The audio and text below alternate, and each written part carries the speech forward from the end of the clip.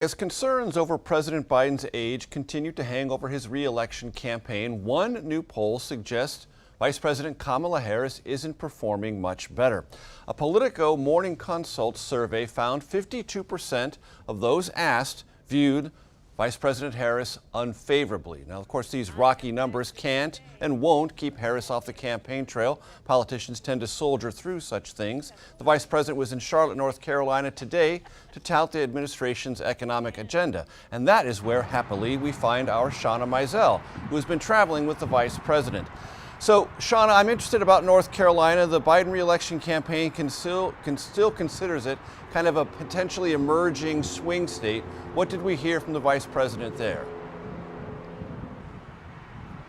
Major, good evening. It's great to be with you. Vice President Kamala Harris here in Charlotte, North Carolina today really sought to highlight the work that the Biden administration has done on the economic front. She specifically mentioned home ownership, first-time homeowner grants that are available, as well as student loan debt forgiveness. And she tasked the audience here in North Carolina with going out and talking about the student loan debt forgiveness program and reminding their community that this program also applies to people who did not graduate. And since this event was held at a historically black college and university, she specifically sought to hone in on all of the work that they have done, specifically addressing the black community and the economy.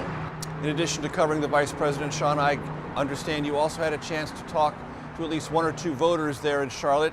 Any observations from them? Many of these voters conceded that the economy is one of the top issues for them. Let's take a listen to what one man from Charlotte told me. It seems like your dollar or paycheck is not stretching as far as it did once before.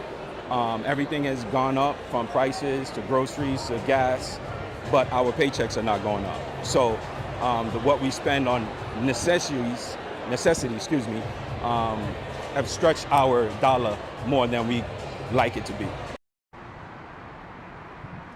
Now, Major, that man himself is a banker, so he's certainly keen to what's going on here in the economy in Charlotte. And was that voter you talked to, Shawna, there at the Biden-Harris event? Yes, he was there at the event. He was a member of Kappa Alpha Psi, a Divine Nine fraternity. This event had a big showing of the Divine Nine community. As we know, Kamala Harris is a member of Alpha Kappa Alpha Sorority Incorporated. And just to be clear, noting those economic pressures, is that person you talked to still a supporter of President Biden's re-election? He said he plans to support Biden in November. He mentioned the fact that Trump was recently convicted in that Manhattan trial, but he says he wants the Biden administration to do more work on the economic front. He acknowledged that they have ways to go, but they still certainly have his support as of now. More work to do on the economic front, even from an attendee at a Biden-Harris re-election event. Interesting. Shawna Mizelle, thank you so very much.